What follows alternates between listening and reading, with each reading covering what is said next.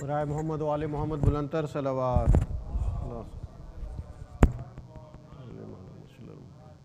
بار دیگر بلندتر صلوات. اللہم برائے تاجیل ظہور امام زمان علیہ السلام بلندتر صلوات. اللہم صلی محمد و آل محمد. بسم اللہ الرحمن الرحیم. عن جابر بن عبداللہ الانصاری انہو قال عن فاطمۃ الزہراء علیہ السلام بنت رسول اللہ صلی اللہ علیہ وآلہ قال سمعت فاطمۃ انہا قالت دخل علی ابی رسول اللہ فی بعض الایام فقال السلام علیک یا فاطمۃ فقلت علیک السلام قال انی اجد فی بدنی ضعفا فقلت له اعیذک باللہ یا ابتاہ من الضعف فقال یا فاطمۃ ایتنی بالکساء الیمانی فغطینی بہ فاتیتہ بالکساء الیمانی فغطیتہ بہ وسرت انظر الیہ واذا وجہہ یتلألأ کأنہ البدر فی اللیلۃ تمامہ وکمالہ. اللہم صلی علی محمد وآل محمد.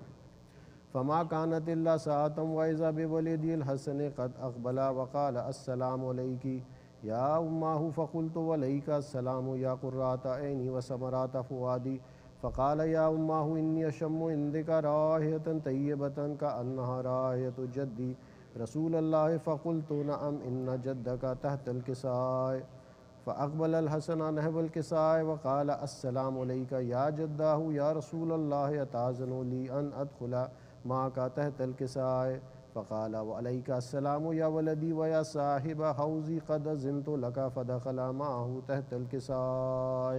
اللہم صلی علی محمد وآل محمد. فما كانت الا ساعة واذا بولدی الحسین قد اقبل وقال السلام علیک یا امہ فقلت وعلیک السلام یا ولدی ویا قرۃ عینی وثمرۃ فؤادی فقال لی یا امہ انی اشم عندک رائحۃ طیبۃ کأنہا رائحۃ جدی رسول اللہ صلی اللہ علیہ وآلہ فقلت نعم ان جدک واخاک تحت الکساء فدنا الحسین نحو الکساء وقال السلام علیک یا جدہ والسلام علیک یا من اختارہ اللہ وتأذن لی ان اکون معکما تحت الکساء فقال وعلیک السلام یا ولدی ویا شافع امتی قد اذنت لک فدخل معہما تحت الکساء. اللہم صلی علی محمد وآل محمد. فاقبل عند ذلك ابو الحسن علی بن ابی طالب وقال السلام علیک یا بنت رسول اللہ فقلت وعلیک السلام یا ابا الحسن ویا امیر المومنین فقال یا فاطمۃ انی اشم عندک رائحۃ طیبۃ کأنہا رائحۃ اخی وابن امی رسول اللہ فقلت نعم ہا ہوا ما والدیک تحت الکساء فاقبل علی نحو الکساء وقال السلام علیک یا رسول اللہ اتأذن لی ان اکون معکم تحت الکساء قال له وعلیک السلام یا اخی ویا وصی و خلیفتی و صاحب لوائی قد اذنت لک فدخل علی تحت الکساء. اللہم صلی علی محمد وآل محمد. ثم اتیت نحو الکساء وقلت السلام علیک یا ابتاہ یا رسول اللہ اتأذن لی ان اکون معکم تحت الکساء وقال وعلیک السلام یا بنتی ویا بزتی قد اذنت لک فدخلت تحت الکساء فلما اکتملنا جميعا تحت الکساء اخذ ابی رسول اللہ بطرف الکساء وأومي بيده اليمنى إلى السماء وقال اللهم إن هؤلاء أهل بيتي وخاصتي وهامتي لحمهم لحمي ودمهم دمي يؤلمني ما يؤلمهم ويحزنني ما يحزنهم أنا حرب لمن حاربهم وسلم لمن سالمهم وعدو لمن عادهم ومحب لمن أحبهم إنهم مني وأنا منهم فاجعل صلواتك وبركاتك ورحمتک وغفرانک ورضوانک علی وعلیہم واذہب عنہم الرجس وطہرہم تطہیرا. اللہم صلی علی محمد وآل محمد. فقال اللہ عز وجل یا ملائکتی ویا سکان السماوات انی ما خلقت سماء مبنیۃ ولا ارضا مدھیۃ ولا قمرا منیرا ولا شمسا مضیۃ ولا فلکا یدور ولا بحرا یجری ولا فلکا یسری إلا في محبة هؤلاء الخمسة الذين هم تحت الكساء. فقال الأمين جبرائيل يا ربي ومن تحت الكساء؟ فقال عز وجل هم أهل بيت النبوة ومعدن الرسالة، هم فاطمة وأبوها وبالها وبنوها. اللهم صل على محمد وآل محمد. فقال جبرائيل يا ربي أتأذن لي أن أهبط إلى الأرض ليكون معهم سادسا؟ فقال الله نعم قد أذنت لك. فهبط الأمين جبرائيل وقال السلام عليك يا رسول الله العلي الأعلى، يقرئك السلام ويخصك بالتحية والإكرام ويقول لك وعزتي وجلالي إني ما خلقت سماء مبنية ولا أرضا مدهية ولا قمرا منيرا ولا شمسا مزية ولا فلكا يدور ولا بحرا يجري ولا فلكا يسري إلا لأجلكم ومحبتكم، وقد أذن لي أن أدخل معكم فهل تأذنوا لي يا رسول الله؟ فقال رسول الله وعليك السلام يا أمين وحي الله إنه نعم قد أذنت لك. فدخل جبرائيل معنا تحت الكساء فقال لأبي إن الله قد أوحى إليكم يقول إنما يريد الله ليذهب عنكم الرجس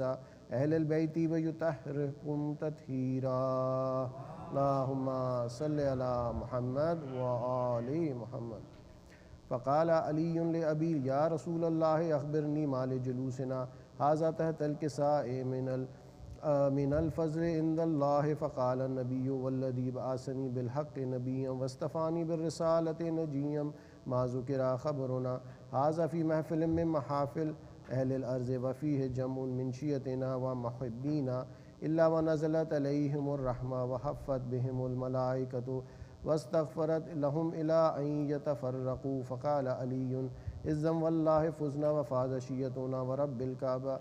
فقال النبي ثانيا يا علي والذي بعثني بالحق نبيا واصطفاني بالرسالة نجيا ما ذكر خبرنا هذا في محفل من محافل أهل الأرض وفيه جمع من شيعتنا ومحبينا وفيهم محموم إلا وفرج الله همه ولا مغموم إلا وكشف الله غمه ولا طالب حاجة إلا وقضي الله حاجته. فقال علي إذن والله فزنا وسعدنا وكذلك شيعتنا فعزوا وسعدوا في الدنيا والآخرة ورب الكعبة. اللهم صل على محمد وآل محمد.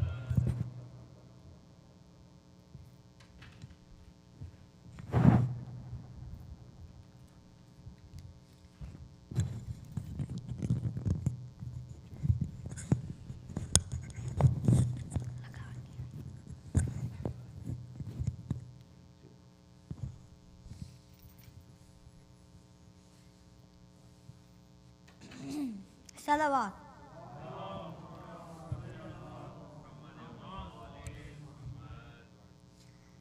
ہو سلام اس پر کے جو قیدی بھی ہے بیمار بھی. ہو سلام اس پر کے جو قیدی بھی ہے بیمار بھی. پاؤں میں ہے آبلے اور آبلوں میں خار بھی. ہو سلام اس پر کے جو قیدی بھی ہے بیمار بھی. آنکھ میں آنسو اور زخم جگر میں ہونٹوں پر ڈاکا نوحہ. کرب و بلا سے ہے شام تلک وہ کانٹوں پہ سفر کرتا تھا. بیڑے گا سیگانیاں اس پر سے کم بازار بھی. ہو سلام اس پر کے جو قیدی بھی ہے بیمار بھی. دیکھنے والی آنکھوں نے دیکھا اس راہ میں یہ بھی منظر. ایک مسافر پابند سفر ہے، خود اپنی لاش اٹھا کر یہ ماں میں وقت ہے، اور قافلہ سالار بھی ہو سلام اس پر کے جو قیدی بھی ہے بیمار بھی، خون رگوں کا یا غیر کے ہاشم کہتی ہے جو کالے سر کو کو سلاسل کیا قید کریں گے، ہائے صبر کے اس پیکر کو سر اٹھائیں کس طرح ہے راہ میں بازار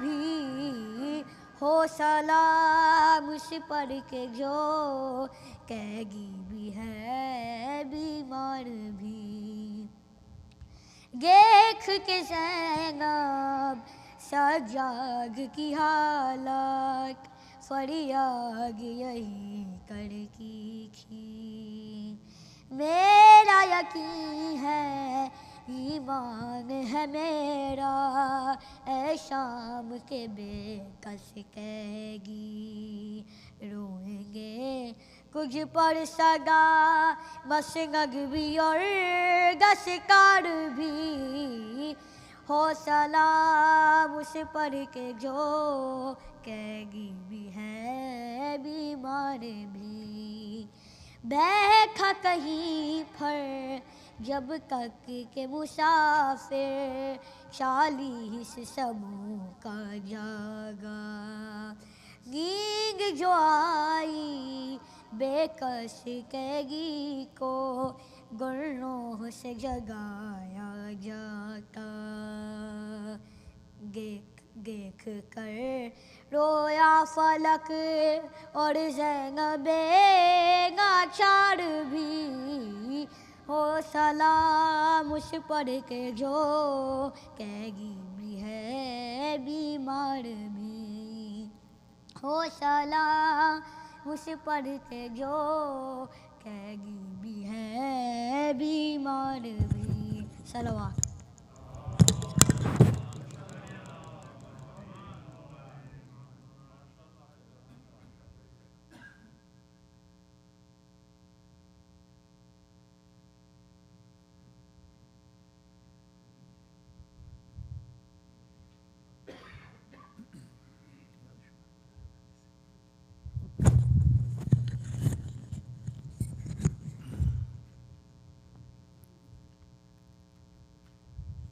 صلوات بھیجیے۔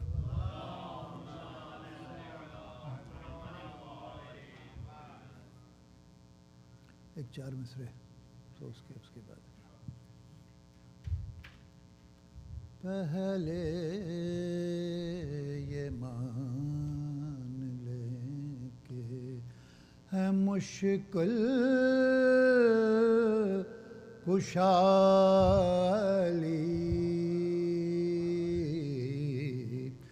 پہلے یہ مان لیں کہ ہے مشکل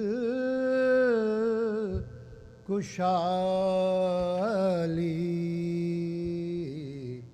پھر دیکھ تیرے واسطے کرتے ہیں کیا علی، اور پھر دیکھ تیرے واسطے کرتے ہیں کیا علی، اور ٹل جاتی ہے ہماری تو ساری مصیبتیں، ٹل جاتی ہے ہماری تو ساری مصیبتیں، ہم جب کبھی خلوص سے کہتے ہیں یا علی.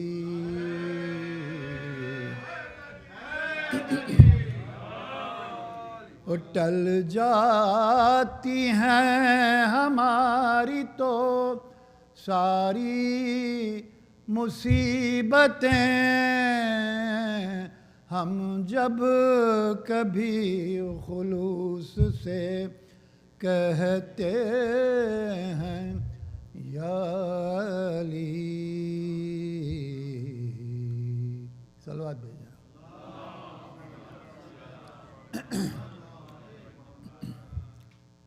جناب سجاد علیہ السلام کی شہادت کی مناسبت سے ایک سلام آپ لوگوں کو مشہور معروف سلام ہے. ایک صلوات اور بھیج دیں.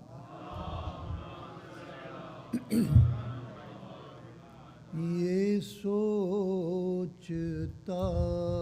ہوں کہ عابد کا حال کیا ہوگا. یہ سوچتا ہوں کہ عابد کا حال کیا ہوگا. اسیر ہو کے وہ جب شام میں گیا ہوگا. یہ سوچتا ہوں کہ عابد کا حال کیا ہوگا.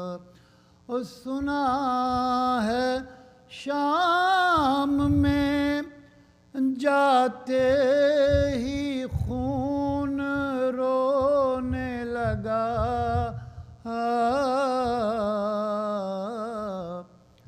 نہ جانے شمر نے اس وقت کیا کہا ہوگا. یہ سوچتا ہوں کہ عابد کا حال کیا ہوگا.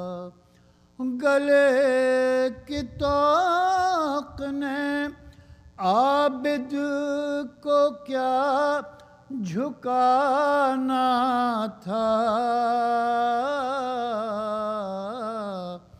وہ اپنے کھوئے ہوئے لال ڈھونڈتا ہوگا. یہ سوچتا ہوں کہ عابد کا حال کیا ہوگا. وہ ظلم دیکھے ہیں سجاد نے حسین کے بعد. مجھے یقین ہے کہ اب تک بھی رو رہا ہوگا. یہ سوچتا ہوں کہ عابد کا حال کیا ہوگا. اور وہ یاد کرتا تو ہوگا وطن کی شاہی کو.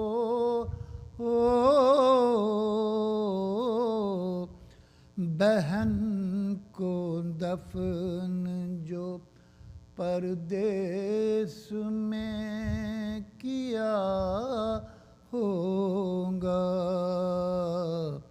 یہ سوچتا ہوں کہ عابد کا حال کیا ہوگا. جو غور کیجئے تو عابد بشر نہیں لگتا. میرے خیال میں دکھ درد کا خدا ہوگا، یہ سوچتا ہوں کہ عابد کا حال کیا ہوگا، اسیر ہو کے وہ جب شام میں گیا ہوگا، یہ سوچتا ہوں کہ عابد کا حال کیا ہوگا۔ صلوات بھیجیں۔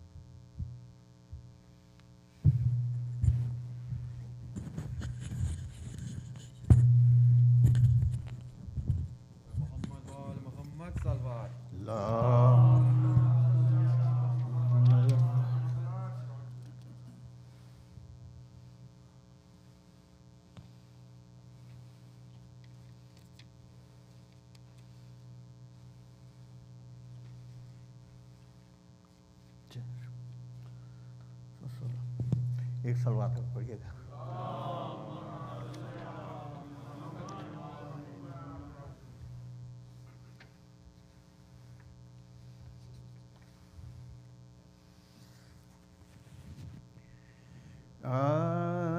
شاہ والا نے شہادت کا سر انجام دیا،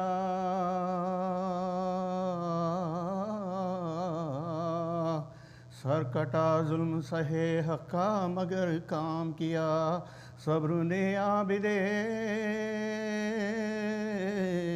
بیمار کے اتمام کیا، باپ اور بیٹے نے اسلام کو اسلام کیا، باپ اور بیٹے نے اسلام کو اسلام کیا، وعدہ طفلی کا جو شبیر وفا کرتے ہیں، حق یہ فرزند یہ سرور کا ادا کر، حق یہ فرزند یہ سرور کا ادا کرتے ہیں، اے کون معصوم ہوا تو خود سلاسل میں اسیر، کون ہے وہ جسے پہنائی ہو دوہری زنجیر، تازیانوں سے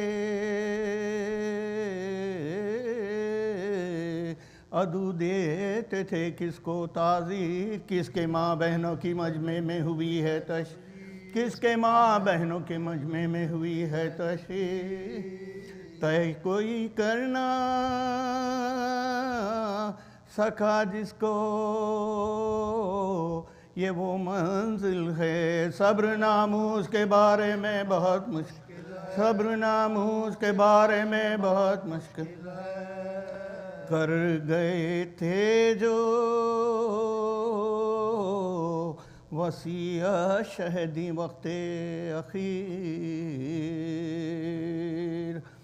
سب سے کام لیا کیجئے باد شبیر، شکر کرنا جو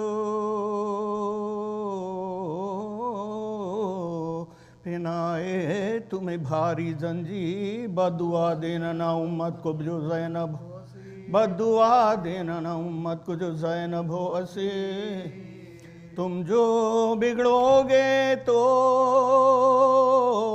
خالق کا غضب آئے گا، کام جو میں نے بنایا ہے بگڑ جائے، کام جو میں نے بنایا ہے بگڑ جائے، باپ کی لاش پہ وہ ظلم ہوا کچھ نہ کہا، چھن گئی ثانی زہرا کی ردا کچھ نہ کہا بازو ناموس کا رسی میں بندھا کچھ نہ کہا تازیانوں کی صحیح سخت جفا تازیانوں کی صحیح سخت جفا کچھ نہ کہا غم سے مادر کا جگر سینے میں پھٹتے دیکھا علی اصغر کا گلا خبر میں کٹتے علی اصغر کا گلا خبر میں کٹتے دیکھا اور سر برہنہ سرے دربار گئے صبر کیا در بدر کوچو بازار گئے صبر کیا قدرتیں رکھ کے گرفتار گئے صبر کیا بے خیر میں بیمار گئے بے دوا خانوں میں بیمار گئے صبر کیا قدر بابا کی وصیت کی دکھائی تو نے خبر ہاتھوں سے سکینہ کی بنائی خبر ہاتھوں سے سکینہ کی بنائی یا علی دیکھ لو پوتے کی مصیبت دیکھو غم و اندوہ کی تصویر ہے صورت دیکھو شدت تب سے غضب کی ہے نفاحت دیکھو تو پھر اس پہ گلے میں یہ قیامت تو پھر اس پہ گلے میں یہ قیامت دیکھو وقت عالم ہے حضرت کے گھرانے والے کیا ستم سہتے ہیں امت کے بچانے کیا ستم سہتے ہیں امت کے بچانے والے ہاں جیتے ہیں تیری خبر مٹانے والے خلد میں احمد مرسل کو رلانے والے چشم انصاف سے دیکھیں تو زمانے والے کیسے ہوتے ہیں محمد کے گھرانے کیسے ہوتے ہیں محمد کے گھرانے زہر پیتے ہیں گلا تیغ سے کٹواتے ہیں خبر میں جا کے بھی آرام نہیں خبر میں جا کے بھی آرام نہیں پاتے ہیں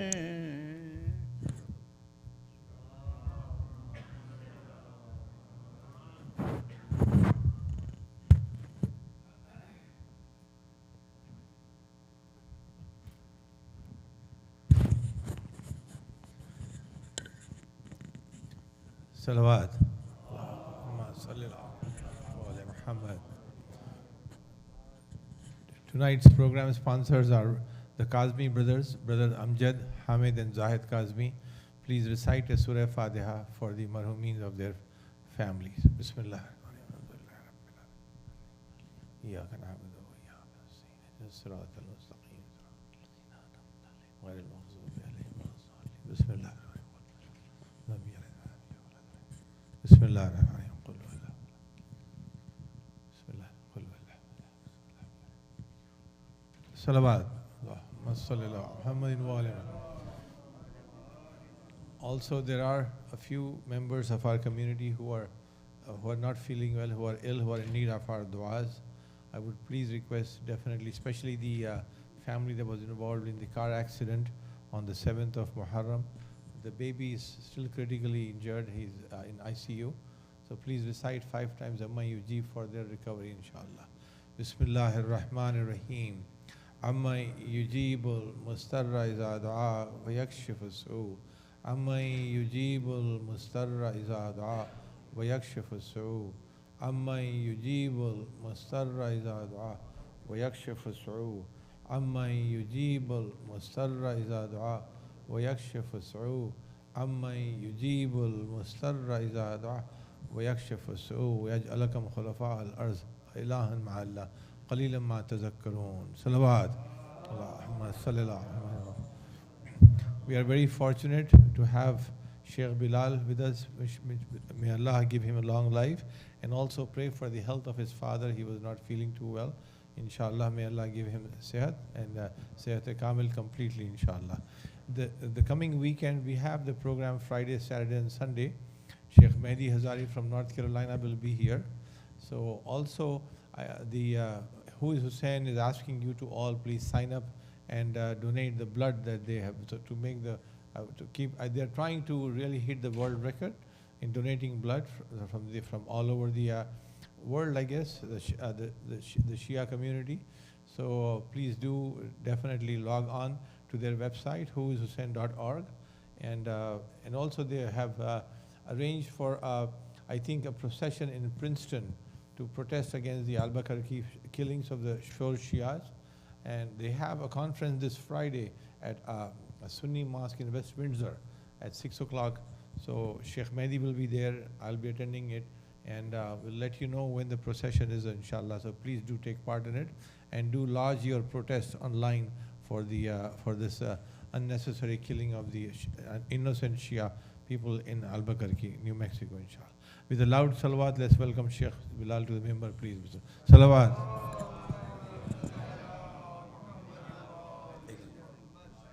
Yeah.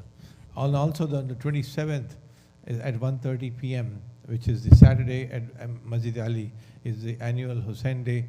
All the Baitul Asr had a majlis scheduled that afternoon, and they were very nice enough to move it to that evening so that we can attend the Hussein Day on Saturday. Please, Sheikh Bismillah.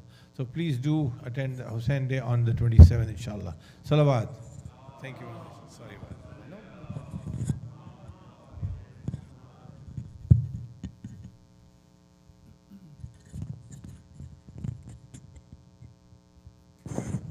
سورة الفاتحة.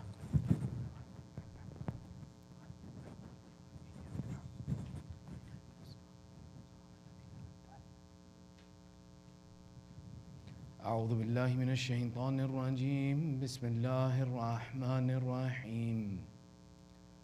ربي اشرح لي صدري ويسر لي أمري واحلل عقدة من لساني يفقهوا قولي.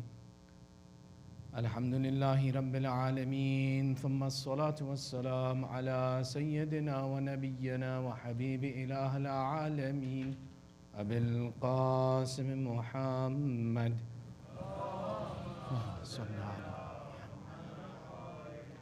وعلى آله الطيبين الطاهرين المعصومين، واللعنة على أعدائهم أجمعين من الآن إلى قيام يوم الدين. أما بعد، فقد قال الله تعالى في محكم كتابه الحكيم: بسم الله الرحمن الرحيم. قال إنما أشكو بثي وحزني إلى الله إني أعلم ما لا تعلمون. آمنا بالله صدق الله العلي العظيم. صلوات على محمد. Your second salawat for love of Muhammad wa Ali Muhammad. And your loudest salawat for ta'jeel faraj sahib al-asr wa zaman.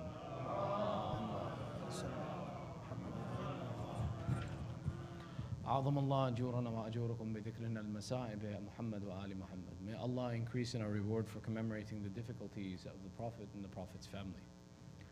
Tonight marks the 25th of the month of Muharram, which is associated with the shahadat of our fourth Imam. In discussing our fourth Imam, there are 3 points that I consider to be from the batin of the examples of the Imam. Let me explain what I mean. Some things, when we read in the biography of history, we can see the apparent nature of what they mean. We can see that apparently there's some benefit or action associated with it. And then there are other actions that when we research and we look deep into it, we find that there is a greater depth of meaning present in the example. The life of our fourth Imam is something in which there is the apparent nature that is seen by society, and then there is something deeper within his example. The reason that we know that there has to be depth to this example is that the religion of Islam persisted. Meaning that in the most difficult phase, our fourth Imam's life, his imamat, is in what is probably the most difficult phase of Islam. Let me explain what I mean by that. Everybody's good? Sallu ala Muhammad. You see, when our Prophet was sent, he was sent as one man. And he was sent as one man, and he changed the world. He took a society that was absent of religion and faith, was absent of humanity, was absent of culture, and brought to them and changed the entire environment in society. And Imam Ali continued this. Imam Hussein then followed this example. And the process was to build upon what the foundation was laid by the Prophet. To the extent where, in the time of Shahadat of Imam Hussein, he says, certainly I have companions, that such companions were not given to my grandfather, my father, my brother.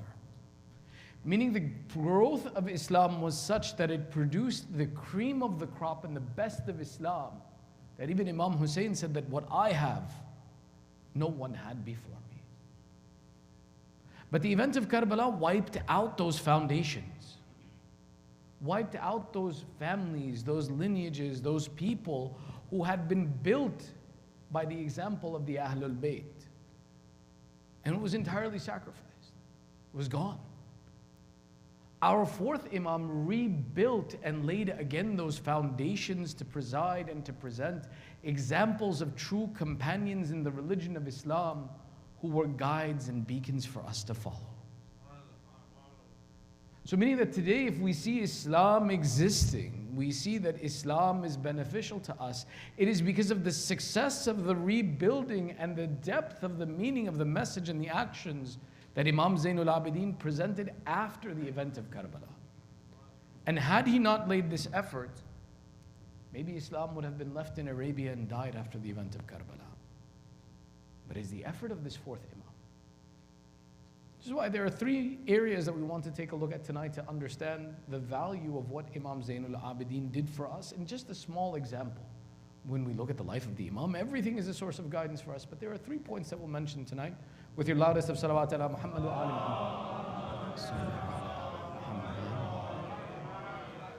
Our fourth Imam's life comprised of 57 years. The first 23 years were spent under the guidance and tutelage of his father, his uncle Imam Hassan, and Imam Ali. Imam Zainul Abidin spent the first 3 years of his life with Imam Ali, the next 10 years of his life under the imamat of Imam Hassan, and then 10 years under the life of the imamat of his father. And then from the age of 23, under the most difficult of circumstances, the imamat of Imam Zainul Abidin begins, which lasts for a period of 34 years. And in this 34 years, we see the reconstruction of the entire companionship, support system, religion of Islam, to see that faith is established in people. This was the effort of Imam Zainul Abidin. So 3 things that we mentioned. The first of these, to understand this, we look at the verse of Quran that we began our discussion with, Surah Yusuf, verse number 86. قال إنما أشكو بثي وحزني إلى الله إني أعلم ما لا تعلمون. This verse talks about Nabi Yaqub, as it's from Surah Yusuf. The story of Nabi Yusuf is being told, and in it the discussion is about Nabi Yaqub, the father of Nabi Yusuf, who upon losing his son says, قال إنما أشكو بثي وحزني إلى الله. Nabi Yaqub is saying, I only complain of my difficulties and my sorrows to Allah alone. إني أعلم ما لا تعلمون. I know that which you do not know. Nabi Yaqub, for his sorrow, for losing his son, and then eventually his second son Benjamin was lost to him as well too, would cry in the middle of the night and complain only to Allah about his losses. He would never complain to the people about his condition and the sorrows that he had. But his complaining to Allah was such that Allah eventually sent Jibreel to speak to Yaqub. and said, "Oh Yaqub, for your complaining and beseeching to Allah in the middle of the nights and praying to Him and crying to Him about your difficulties, Allah has promised that these two sons of yours, had they been even dead on this earth, Allah would return them to life for your praying." Now, Jibreel says, now that Allah is telling you this is going to pass you and this is a temporary difficulty that you have to bear, Allah has commanded that you go out and you feed the poor and help the needy that are in need of your assistance. They said that after this, Nabi Yaqub never ate alone. Whenever food would be prepared for him, he would invite the poor and gather them with him and sit with them and break bread. He would offer them assistance. In this verse, when we see the example of our fourth Imam, and we see the sorrow and the grief of our Imam, and our Imam is known as one of the 5 criers in history. Al-Bakkaun Khamsa. Those who wept in history were 5. Adam alayhi salam, who wept at being cast out of the garden and away from the mercy of Allah.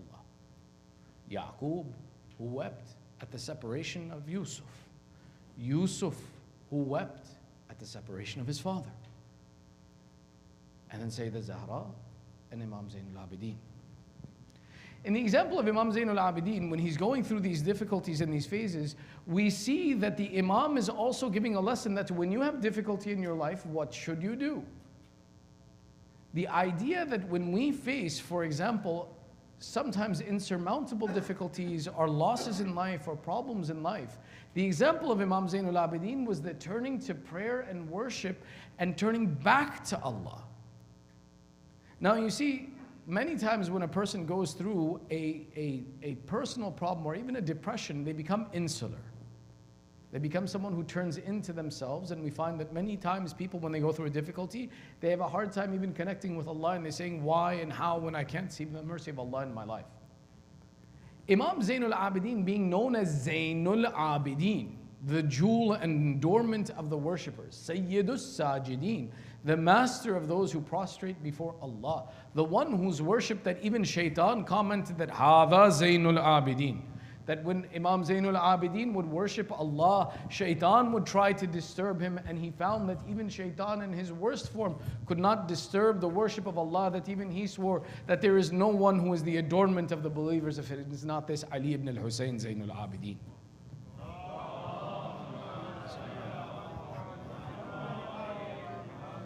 Meaning the example Imam Zainul Abidin represented and demonstrated was in grief and difficulty. That look how Allah wants us to turn back to Him. That in your grief and difficulty, don't turn inwards, turn to Allah. Turn back to Him, and Allah has given us instruction through 2 means. One is the communication with Allah, that Imam Zainul Abidin demonstrated by constantly returning back to prayer and showing that his ibadat and worship was unlike those of anyone else of his time or any other time. And then 2 was the charitable work of Imam Zainul Abidin. That Imam Zainul Abidin assisted all of the people. And there are secrets to the way that he did this, that no one knew. First and foremost, we saw that at the shahadat of Imam Zainul Abidin, that when the ghusl was done, they asked, we saw calluses on the shoulders of Imam Zainul Abidin. Imam Zainul Abidin was known as Dhith Thafanat. Dhith Thafanat refers to the one who possessed calluses. But Dhith Thafanat was the one who possessed the calluses on his knees, because the amount of worship that Imam Zainul Abidin would do, that they said his knees resemble the knees of a camel. The calluses on his knees from his worship. So when they did his ghusl, they expected, and they said, we expected to see calluses on his knees. He was known as the Thafanat, the one who had calluses from his excessive worship. But oh Imam al-Baqir, why did we see calluses on his shoulders? And Imam Baqir replied that if my father was alive, I would never tell you this secret. But my father is the one who in the night and the dark of the night would carry sacks of food on his shoulders every night to feed the poor of all of Medina. That he carried so much food in his life that his shoulders had calluses from carrying these bags of food. When my Imam would offer assistance to a poor person, they said he would hide behind the door and put his hand out to give them. He would cover his face when he went to the door, that no one should ever be embarrassed about receiving aid. The assistance and aid, that if Yaqub was commanded to give assistance to the poor, Imam Zainul Abidin perfected this to the extent where even the cousin of Imam Zainul Abidin, in the middle of the market, complained, my cousin is the Imam, is the authority of Allah, yet he does not take care of us. Imam Zain al-Abidin stayed silent. This cousin, after the shahadat of Imam Zain al-Abidin, came to the people and said, Ya ayyuhan nas, I seek forgiveness from Allah, that all these 30 years there was one who provided me sustenance every night to my door, and it was no one except my cousin, and I claimed against my cousin that he never offered me assistance. The lesson Imam Zain al-Abidin was teaching is that, oh humanity, you may suffer difficulty, you may suffer losses, you may suffer through depression, you may suffer through personal difficulties that no one in your environment has gone through. But the focus of how to resolve these on the spiritual level is through these two means that Allah has prescribed for us in the Quran. One is the aspect of turning back to Allah in worship, looking to Him for worship, looking to Him for assistance, looking and talking to Allah about what is wrong with your life and what is the difficulty, because no one will understand your challenges except for Allah. And two, follow the command that was given to Yaqub, give charity. You may be suffering, you may be going through a difficulty, but why does that prevent you from removing the difficulties of those around you? Rather, if I need assistance in removing my trials and tribulations, do so by removing the tribulations of others. If Allah is commanding Yaqub, Yaqub was that one who cried, remember, cried so much that Allah sent Jibreel to console him. Yet then why is Allah telling that one who's going through so much difficulty, then feed the poor? If not except for the fact that that will be a process of resolving and healing the difficulties that we go through in life. So when we look at, for example, Zainul Abidin, we are seeing the process of correction and fixing the diseases and depressions and difficulties and the sorrows that this life brings upon us. And an instruction for us that the more difficulty you see in life, the closer it should bring you to Allah in your acts of worship. Otherwise, you will not find relief for these problems in your life.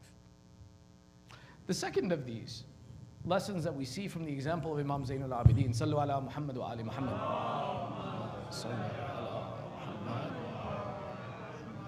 which is intimately attached to the first, is the concept of Sahifa Sajadiyah.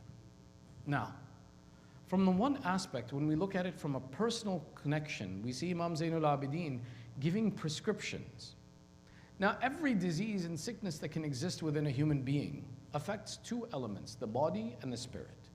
Even when you have a cold and a flu, you see your personality change. And when you go through a great loss, you see that because your personality has changed or your spirit is affected, your body has changed. Sometimes, for example, the physical effects of stress and difficulty become apparent upon us, though, for example, we personally may not have gone through a physical difficulty itself. For example, we lose a relative. We look older for the experience. That's the physical manifestation of the spiritual disease. Sahifa Sajadiyah on an individual level is the book of prescriptions. The same way there are the medications that I take for my body when I have a sickness and disease. Sahifa Sajadiyah is those prescriptions that I give to my spirit when I am in a state of sickness and difficulty. So in this aspect, the Imam said, you may go through whatever problem you have. The solution to these problems you will find in Sahifa Sajadiyah. Now, Sahifa Sajadiyah that we possess is a very complete work with many adiyah, but let me tell you something, that Sahifa Sajadiyah is maybe 1/3 or 1/4 of the actual compilation of du'as that were given to us by Imam Zain al-Abidin. The beauty of this Sahifa Sajadiyah, shall we take an aside for a moment? Everybody's okay? Sallu ala Muhammad wa ala Muhammad. Do you know who gave us Sahifa Sajadiyah? Sahib al-Asr wa Zaman, ajjalallahu ta'ala. Sahib Kitab al-Bihar al-Anwar, Alama Majlisi, his father, Muhammad Taqi Majlisi, narrates that he saw once in his dream the 12th Imam. And in a conversation with the 12th Imam, he asked him, Yabna Rasulullah, is there something to help us in this time? Is there something to aid us in this time of difficulty? And Imam Zaman told Muhammad Taqi Majlisi, he said that go find Taj ad-Din, I believe the person's name was, and he possesses a book and you need that book, and that is the book that you need in this time of separation from me that will be your assistance.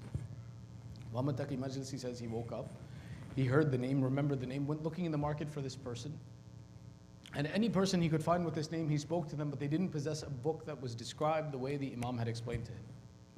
Eventually, Muhammad Taqi Majlisi says, I went to go visit one of my friends, And he saw me distressed, and I said, his friend says, what's your problem? He says, I've been looking for a book. I have a prescription that I need to find, but I can't find the person who possesses the book. He says, who are you looking for? He says, Tajuddin.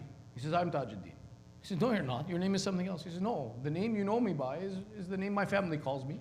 My name is Tajuddin. Muhammad Hakim Majlisi sits up. He says, tell me something. Do you possess such and such book of dua and so on and so forth? And he says, yeah, here's the manuscript. Today, the Sahifa Sajadiyya that we possess in our hands was the instruction of our 12th Imam to Muhammad Taqi Majlisi that in this time of difficulty and separation from me, don't separate yourself from this book of dua. Meaning, this book of dua for our personal issues is something that our 12th Imam turned us back to when we were separated from it. Today, if we possess Sahifa Sajadiyya in any example, it's by the guidance of Imam Zaman that you need to have this today in the period of being absent from my connection. So meaning Sahifa Sajadiyya is that important. Now from the personal aspect, it makes sense. It's a book of prescription. But from the other aspect, if you don't understand, you see, we look at our Imam existing in a vacuum. We see the Imam and we say, okay, the Imam did what he did. No, understand that the Imam's actions are the preservation of Islam when he is in a state of difficulty at that particular moment. You see, Imam Hassan, to preserve Islam, had to make a treaty, otherwise Islam would have been lost. Imam Hussein had to make sacrifices in Karbala, otherwise Islam would have been lost.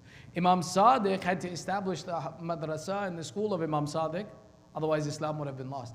Imam Zainul Abidin had to write Sahifa Sajadiyya, or Islam would have been lost. Shall I explain? Sallu ala Muhammad wa ala Muhammad.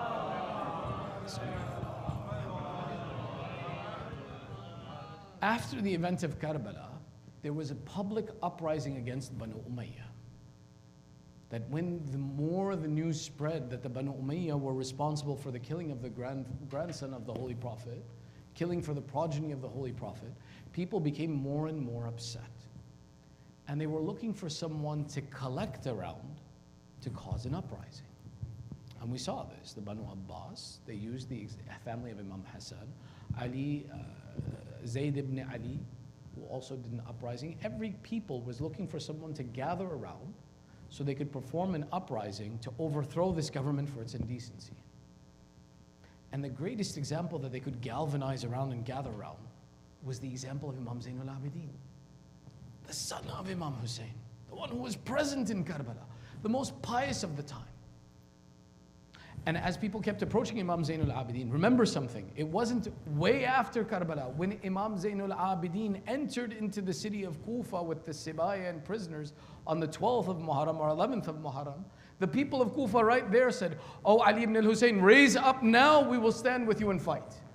And Imam Zainul Abidin replied to them, "You killed my father and now you want me to do the same."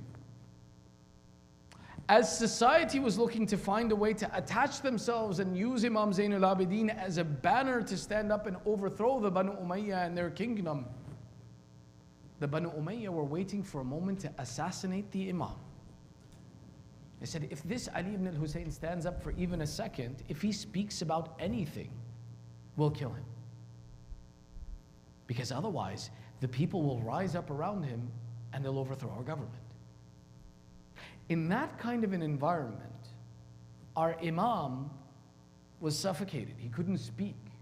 Anything he would have said to the people would have been a source by which he would have been assassinated.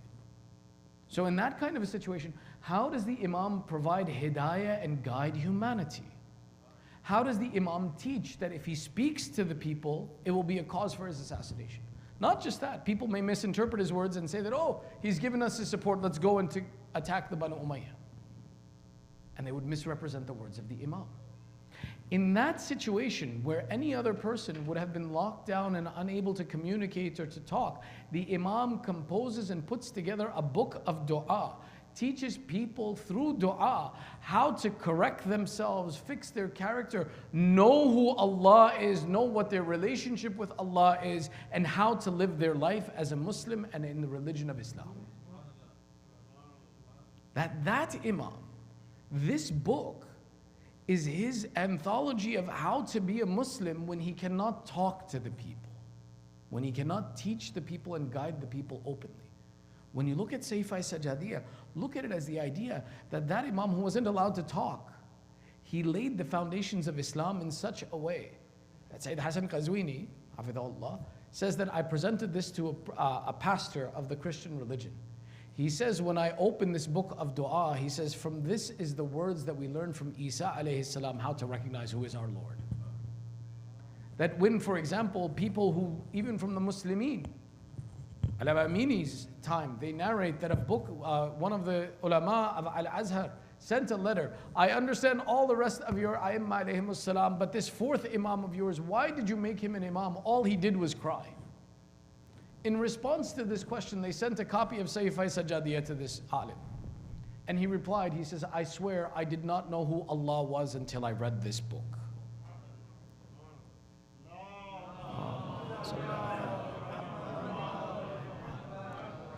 Which is why looking at the teachings of Imam Zainul Abidin, not only are they an individual relationship for me and an individual process that I need these prescriptions for my spiritual healing, these are also the process by which the entire Ummah of Islam was preserved and was connected with Allah and knew the religion of Islam when the Imam was prevented from outright giving guidance to humanity and people. It's one of the miracles of Imam Zainul Abidin. That book of dua, that today as an individual, if I am benefiting from, all of humanity is still on the path of Islam because of this teaching and guidance that the Imam gave to us. The third of these aspects of learning from the idea of the example of Imam Zainul Abidin. Sallu ala Muhammad wa ali Muhammad.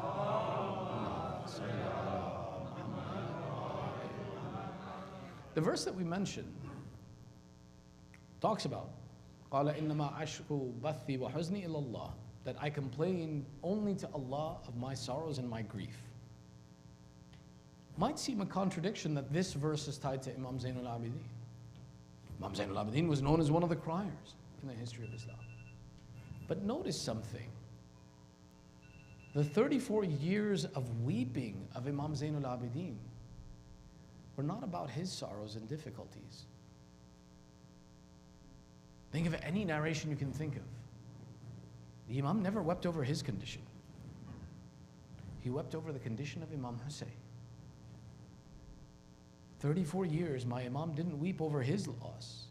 He wept over the loss of his father, which was a lesson to us.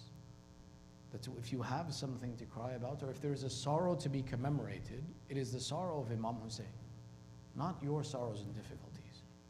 Every Imam repeated this instruction, but the foundation was laid by Imam Zainul Abidin. Look at the example when, for example, Imam Rada speaks to Ibn Shabib. Ibn Shabib was one of the companions of Imam Rada that he gave him a lot of advices to. And when you read, for example, Uyun al-Akhbar al-Rada and other places, you'll see conversations between Ibn Shabib and Imam Rada. Same way, for example, Kumail was someone who was close to Imam Ali, and Kumail received knowledge from Imam Ali that no one else received. You see, in the companions of Ahlul Bayt, there were different categories. There were those people who went to the Imam and said, tell me, give me, teach me. And there were other people that the Imams would take by their hand and say, you need to know this. You need to understand this. You need to make sure that this message persists. In the time of Imam Ali, it was Kumail. That this Kumail was the one who would come to Imam Ali, and Imam Ali would say, remember this, don't forget this, make sure it passes on. Today, if we have this dua Kumail, it's because Imam Ali insisted on Kumail taking this and preserving this. The same way in the time of Imam Rada, one of the people that Imam Rada chose and instructed to take instruction from him and would give messages and teach lessons for the rest of humanity was this Ibn Shabib. And one of the most famous lines that's repeated every Muharram, but look at the significance of the statement. Ya ibn al-Shabib, in kunta baqiyan ala al-shay, fabqi ala al-Husayn. Oh Shabib, if anything in your life you feel the urge to cry about, if anything bad happens in your life and you feel the urge and you feel sorrow and grief over your loss, cry for Hussein. Cry for Hussein. Don't cry for yourself. You see, that crying for yourself may actually take away the thawab of the difficulty you're going through. One thing that every Muslim should know is that nothing in this life is uncompensated. Sometimes we imagine that the difficulties we're going in through life are punishments for us. No. What would be the point of akhirah and mahshar and jahannam and jannah if the punishment and reward were given in this life? Allah doesn't punish us here. Punishment is for akhirah. What would be the point of punishing us twice? We would say Allah is unjust. He punished me in dunya, then He punished me again in akhirah. Rather, the difficulties that we go through in this life may not be a punishment, but may be a consequence of the negative decisions we make in life. We see the consequence, we don't see the punishment. I drove carelessly. I was texting and driving maybe. I was driving carelessly. I had an accident. That accident is not my punishment. It's the consequence of my bad decision. The punishment, for example, even from the government, is afterwards when I get a ticket or a fine in the mail. And then you complain, you say, but my car is wrecked. Yes, but you violated the laws. The punishment is separate, your consequences are separate. The same is true with Allah. In this life, when we face challenges and difficulties, they are the consequences of the decisions we make or the trials that Allah has placed upon us to entitle us to a reward in akhirah. How can you be rewarded if you didn't go through a trial or answer a difficult question? So meaning that what we see in this life is not the punishment. Is not, for example, Allah punishing us. That's for the akhirah. When we see a difficulty in this life, it's either from the consequences or the trials that we should earn a reward. Now when I go through a trial and it makes me weep, that weeping may take away the reward that Allah has ordained for me in akhirah. Why? Because I took my problem and I made it public. And I made everyone feel sorry for me, and I invited everyone to then compensate me for this difficulty, then why should Allah compensate me? Which is why we have examples that our ulama taught us that you don't cry for yourself. Don't cry for yourself because it'll take away from the reward that you get. One of the most famous examples is the example of Sayyid Khomeini, rahmatullah alayh. Sayyid Khomeini had a son, Mustafa Khomeini. Today, if you go to the ziyarat of Amir al-Mu'mineen in Najaf, may Allah give us all tawfiq, inshallah. And you stand in front of the shrine of Imam Ali. To the left there is a door, to the right there is a door, in the middle is the door that enters you into the shrine of Imam Ali. To the left side this door takes you to the grave of Muqaddas Ardabili. To the right side this door takes you to the grave of Allama Hilli. To the right of that door is another door where Sayyid Mustafa Khomeini, the son of Sayyid Khomeini, is buried there. And you'll see some people go into that door. It's the third door over to this side, to the right side when you're facing the haram. Mustafa Khomeini was a pious young man. So pious that, look, he was granted a grave at the feet of Amir al-Mu'mineen. And he was assassinated in his youth. And when this young man was killed, his father would not weep. And his friends, the ulama, the educated people told him, listen, this is a great sorrow to bear. There's no shame in crying that you lost a son, a good son at that. Not even a normal son, one who was pious in his youth. And he was killed for that piety. Sayyid Khomeini wouldn't cry. Wouldn't cry. Eventually they said, recite the majlis of Imam Hussein with the Masa'ib of Ali Akbar. Sayyid Khomeini cried for Ali and Al-Akbar, would not cry for his son. Why? He wanted the reward of that trial from Allah. He did not want that his expressions of grief should reduce his reward. So what did he do? He turned back to the example that the Ahlul Bayt gave. Ya ibn al-Shabib, in kunta baqiyan al-shay, fabqi lil-Husayn. Ya ibn al-Shabib, if something makes you cry, if you have a sorrow in this life, don't cry for that sorrow. That may take away your reward from it. If you're going to cry for something, cry for Imam Hussein.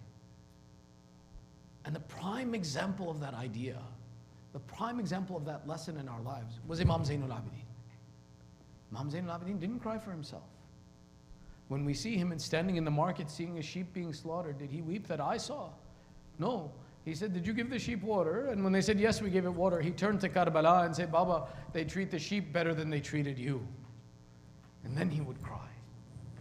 When they would see him in the city of Medina at night, they said we would see a stranger walking through the streets of Medina in a state of worry, in a state of grief. And we would say, oh stranger, is there something you need? He would uncover his face. He says, I am Ali ibn al-Husayn. I'm looking for someone to make azab my father with me.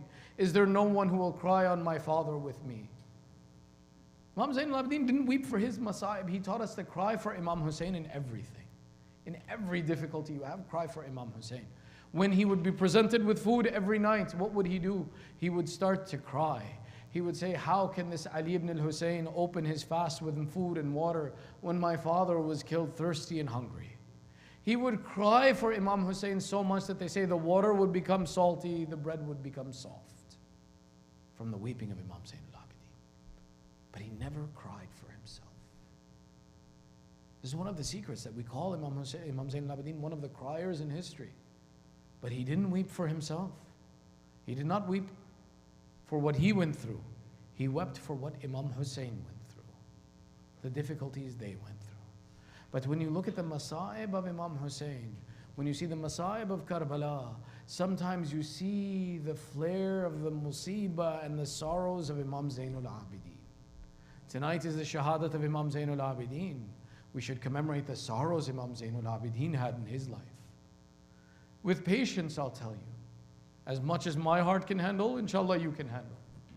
The sorrows of Imam Zainul Abidin, 11th of Muharram, the first that I'll mention to you. Sayyidah Zainab says, as we passed by the bodies of the shuhada, I looked at Ali ibn al-Hussein.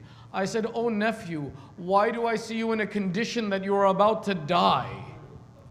Ali ibn al-Hussein replied, oh aunt, how unfortunate the son who sees his father in such a condition and he can do nothing for him. Oh Aunt Zainab, how shall I pass the body of my brother, my father that has been run over by horses, is left under the open sun without a kafan, and I am still alive, and I cannot do anything for my father. This would be a sorrow of Imam Zainul Abidin. Look further, that on the 13th of Muharram, when he returned to bury these shuhada, they said that when he went to bury the body of his uncle Abbas, he told Banu Asad, I will lower my uncle into the grave, no one come closer. The Banu Asad said that for a long time Ali ibn al-Hussein entered the grave but would not come out.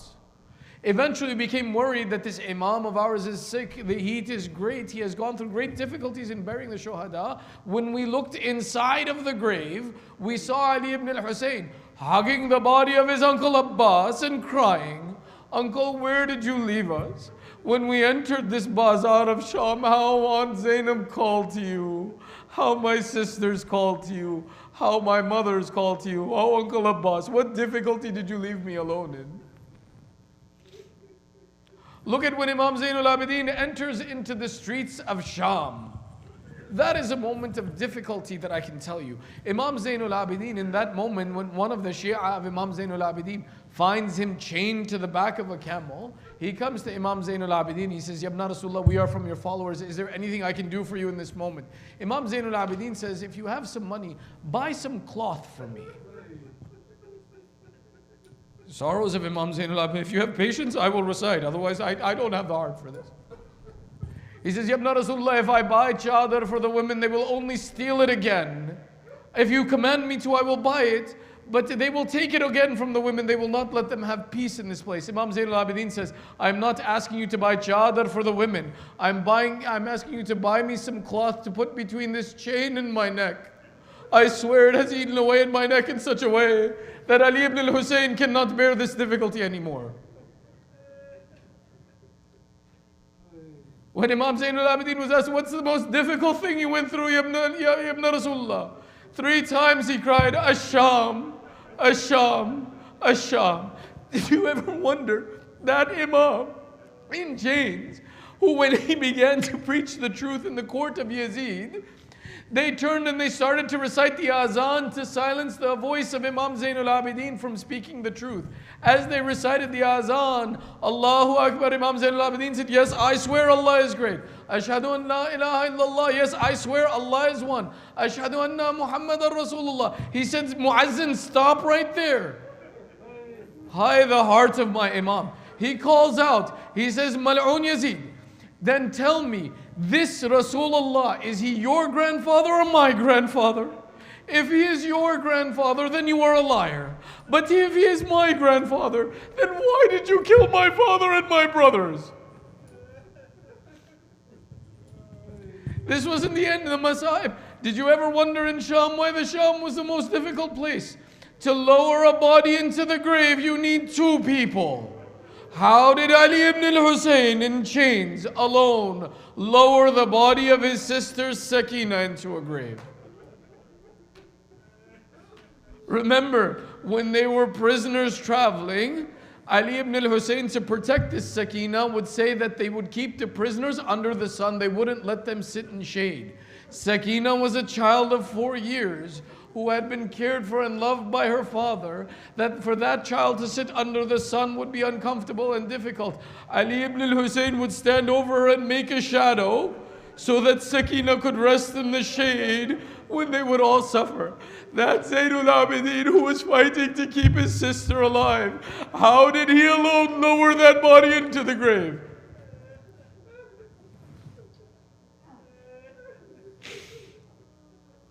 One final moment I will recite for you. Did you ever wonder when my Imam was poisoned and was shaheed, was about to be shaheed? Imam Zainul Abidin had Imam al-Baqir sit next to him.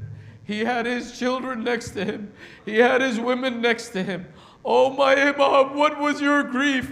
How was your sorrow that Ali ibn al-Hussein felt that around me sit my children when my father was shaheed? I was not able to go to him. I was not able to sit by him. I was not able to comfort my father in his moment.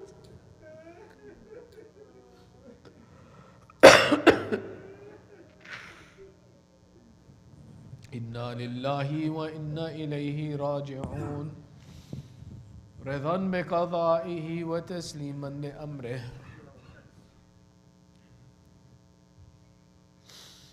ندعوك باسمك العظيم الأعظم الأعز الأجل الأكرم يا الله يا الله يا الله يا الله يا الله يا الله يا الله يا محمود بحق محمد يا أعلى بحق علي يا فاطر السماوات بحق فاطمة يا محسن بحق الحسن يا قديم الإحسان بحق الحسين. Oh Allah, accept this small ibadat from us. Ya Allah, give the thawab of this majlis to the marhumin of the sponsors of this majlis and the marhumin of all those who are present and the marhumin of all those who are in need of dua. Ya Allah, by the right of the mention of Imam Zainul Abidin, give shifa and health to all of the mu'mineen who are suffering through sickness and disease. Ya Allah, keep our children on the upright path of Ali Muhammad. Hasten the reappearance of Sahibul Zaman. Make us from the upright supporters of Sahibul Zaman and entitle us to shifa of Abu Abdullah in dunya and akhirah. Matim Hussein.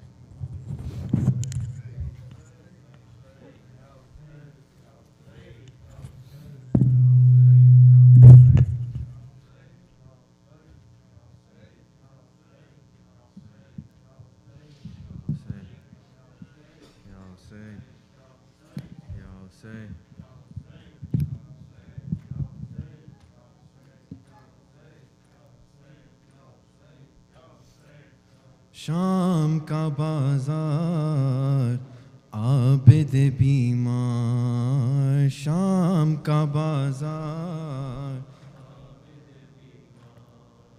शाम का बाजार आबिद भी शाम का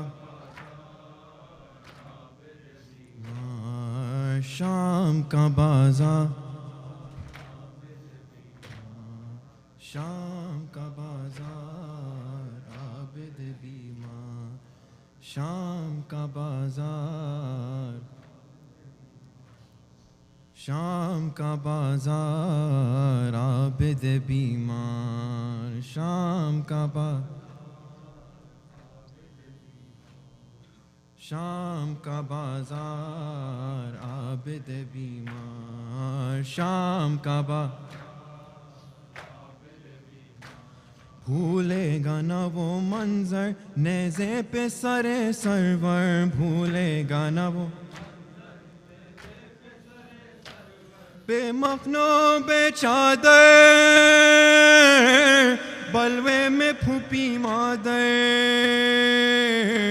और मजमे कुफार आबिद बीमार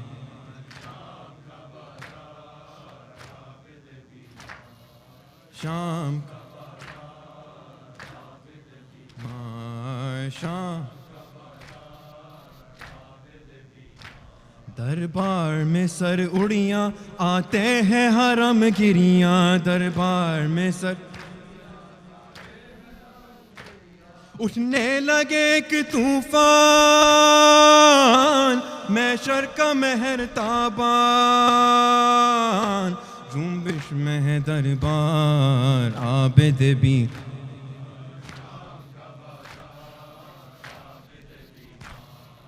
شام بیمار شام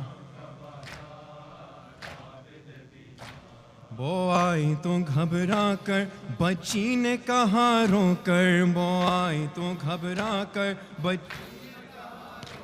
اس تشت میں ہو جا سر وہ تو ہے سر سرور کیسے کرو دیدار عابد بیمار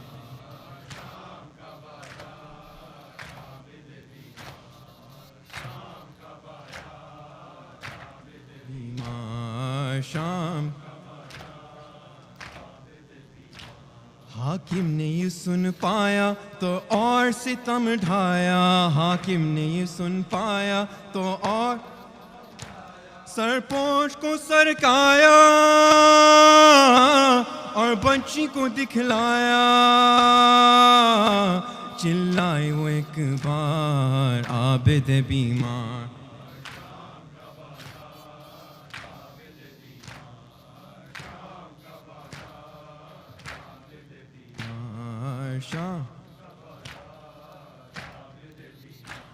دختر کی صدا سن کر پھر تشت طلا سے سر دختر کی صدا سن کر پھر تشت گودی میں گیا اٹھ کر نادان لپٹا کر سر پر رکھے رخسار عابد بیمار شام کا بازار عابد بیمار شام کا بازار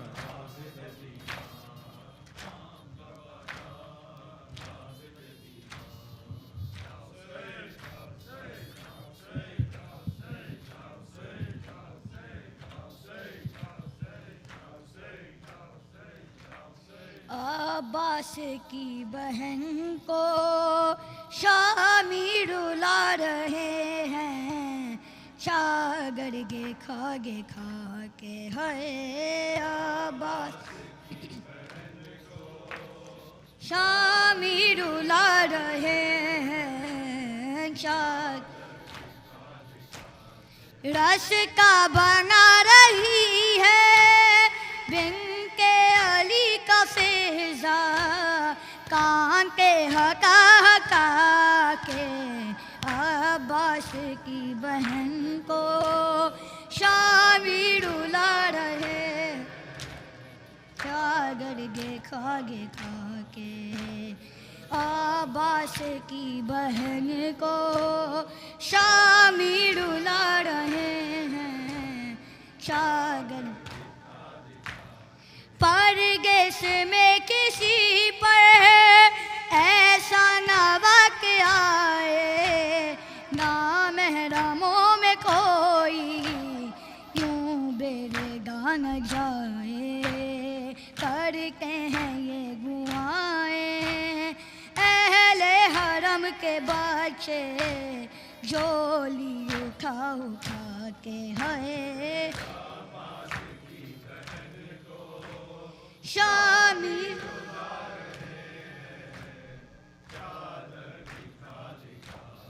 ہے عباس کی شامی رلا رہے ہیں بھائی بہن کی آنکھیں نم ہو کی جا رہی ہیں بن کے علی کی سانسیں کم ہو کی جا رہی ہیں خنجر چلا رہا ہے زینب کے گل پہ ظالم خنجر گے کھاگے کھا کے ہے عباس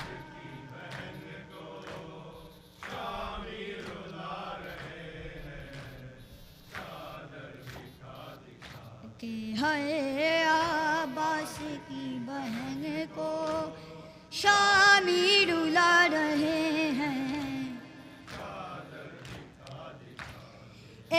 بچ کہہ رہی ہے آؤ مگک کو بابا گاگی کی کر ہمیں بھی اب ہو گئی ضعیفہ زخمی کیا ہے پہلو ناکے سے ظالموں نے مجھ کو گرا گرا کے ہے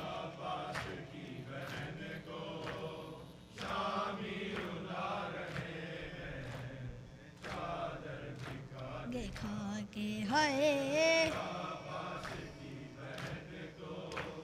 شامی رلا رہے ہیں شاگر گے کھا کے پر گے میں بھی جو بی چل کھینا کی زیادہ پر گیس میں اب ان پر آیا ہے وقت کیسا لائے ہیں شام والے ان شاہزادیوں کو پیدل چلا چلا کے ہے عباس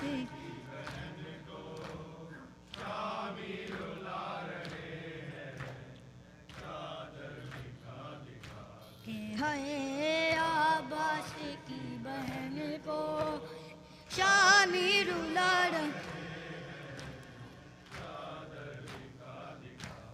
وہ شامیوں کے گانے وہ مسکرا کے چہرے بے پرواہ ساتھ اپنے دن کے علی کو لے کے سجاد کیسے بھولے اس بھیڑ سے گزرنا نظریں جھکا جھکا کے ہے آبا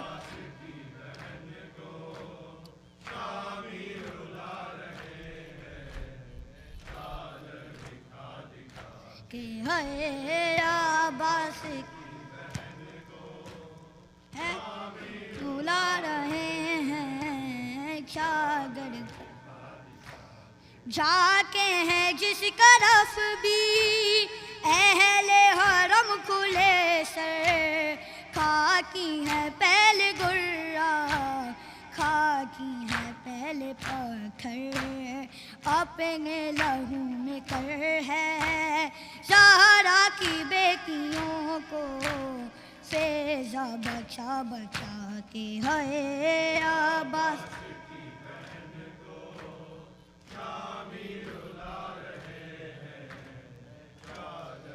کھا کے ہے عباس کی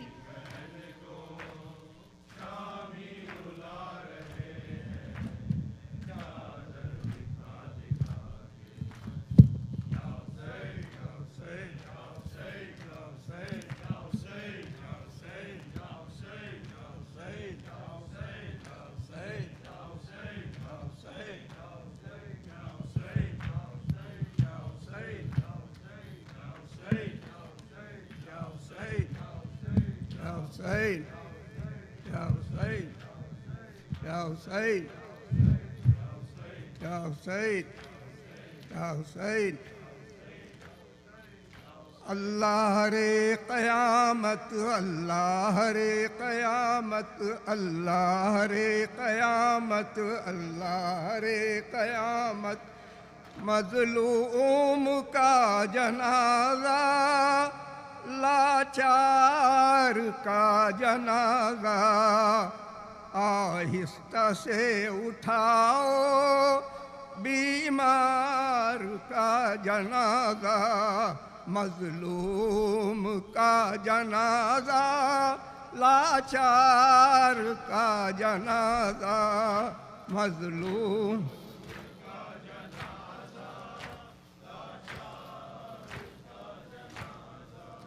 مظلوم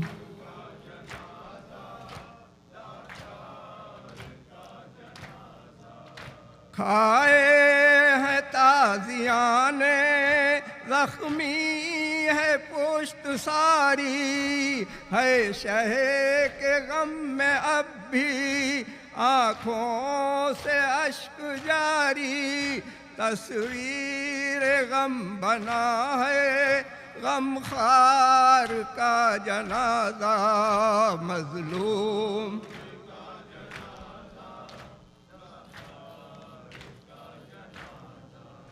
آہستہ سے اٹھاؤ بیمار کا جنازہ مظلوم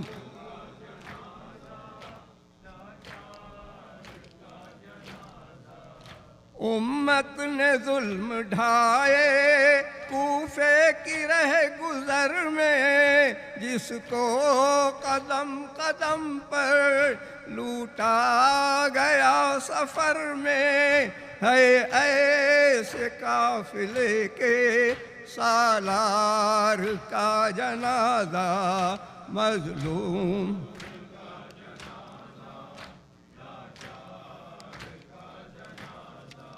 مظلوم کا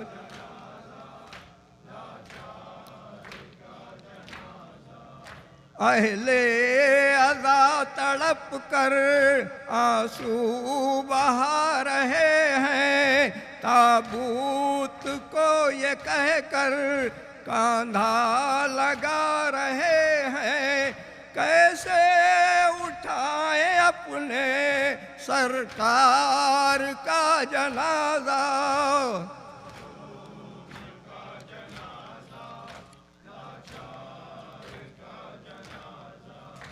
مظلوم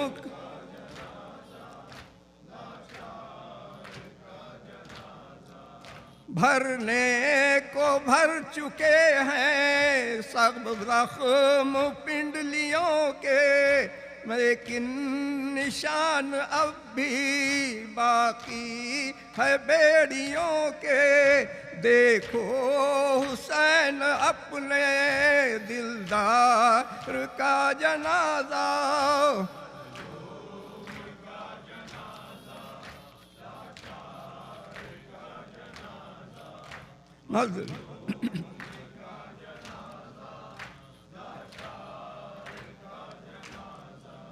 سیدانیاں تڑپ کر اپنا ہے سر پیٹی سیدانیاں تڑپ کر سر اپنا پیٹتی ہیں سانسیں تو رک گئی ہیں آنکھیں کھلی ہوئی ہیں باقر کے منتظر ہیں بیمار کا جنازہ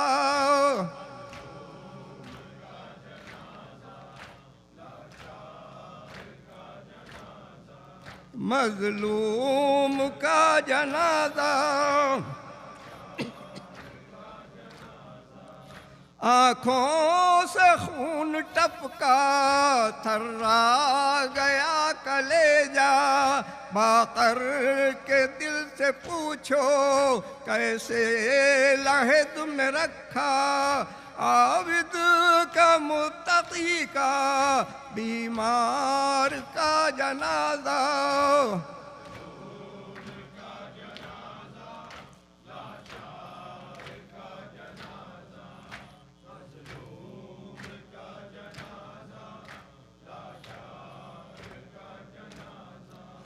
آہستہ سے اٹھاؤ بیمار کا جنازہ مظلوم کا جنازہ لاچار کا جنازہ حسین حسین